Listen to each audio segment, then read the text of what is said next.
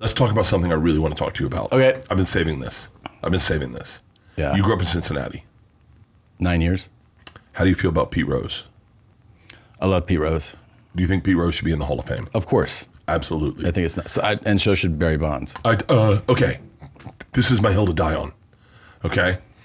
I think we need, because when you think about it, the Hall of Fame, it's a fucking museum.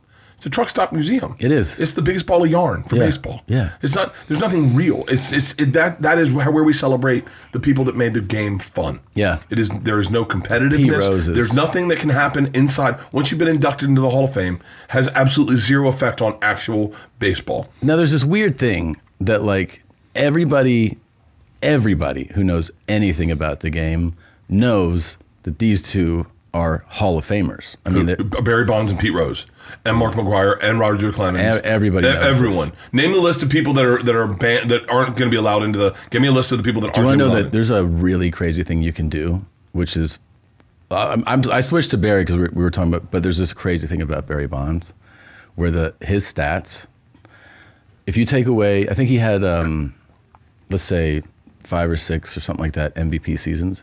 If you take away his stats from all those seasons, he still has like 450 home runs and 350 stolen bases, and nobody else has that. So that's if you deduct seasons. Wow. Yeah, it's totally insane. Dude, Pete Rose is the all-time hit king. No one's ever going to beat him. Yeah. I watched. There's a documentary. Joe List texted it to me, I think, about Pete Rose. I'm really into baseball lately. Really? And here's the thing. Those fuckers in MLB, that is a sport that has declined in popularity. So an incredible amount. When you see a black guy playing baseball professionally, you're like, American. How did that happen? American? American. When you find that our kids aren't playing our sport, our national pastime, that is on the shoulders of Major League Baseball to get it fucking fun again. I'll tell you right now, the Dodgers are making it fun as shit. Ohtani is one of the most fascinating people to watch play baseball, and the fact that he can't speak any English, awesome. I just think is so cool. I love when there's a star that doesn't speak it and is like kind of like, I'm not really interested either. Like, like Manny Ramirez. So he was like, Manny Ramirez was the absolute great. The funny thing about him is that I believe he was born in the United States, but he just grew up in Washington Heights in New York in a Dominican neighborhood. And he was just like, yeah, and they were like, when did you get here? He's like, all my life. He went to PS 135 and still can't speak English. Yeah, it's unbelievable. Okay, so Dominican Republic. I love this story that he grew up in Spanish Harlem. Dude, he grew up in. When did he get to the United States? This motherfucker. By the way, he's not listening to this. No, he's not. Definitely not doing that. When. In 85 for New York City. He was born in 72. All right, so he came in 85. So he was pretty, how old was he? He was 13. 13. Motherfucker speaks fucking third grade English. Like, he spent the rest of his life here, and he just was like, fuck it. This documentary on Pete Rose, it's on Max, and it's like a 4-part series.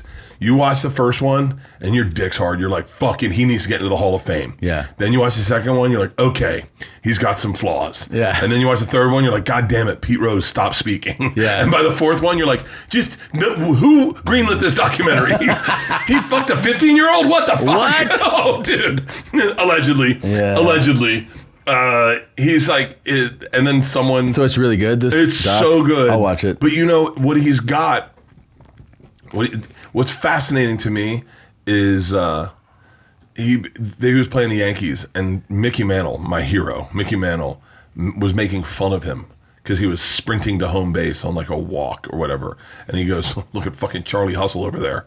And Pete Rose took it as a compliment. He was like, it's a badass name. And they're like, sure thing, Charlie Hustle. And then it stuck. It stuck as a cool name, though. And it's a cool fucking name. He defined his dad. This is the one thing it connected with me because I know both me and you are like dudes who worship our dads. Yeah. And his dad one time said to him, he was like fucking all-star MVP.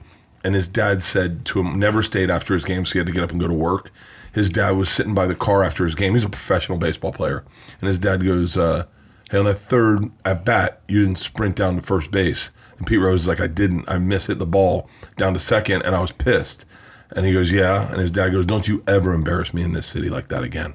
And just left. And I was like, they don't make men like that anymore. No, that's not a thing anymore. Go watch Saving Private Ryan. They don't make men like that anymore. Or at least they do, but they fucking, I don't know where they are. Bert and Tom and Bert.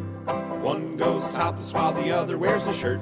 Tom tells stories and Bert's the machine. There's not a chance in hell that they'll keep it clean. Here's what we call Two Bears, One Cave.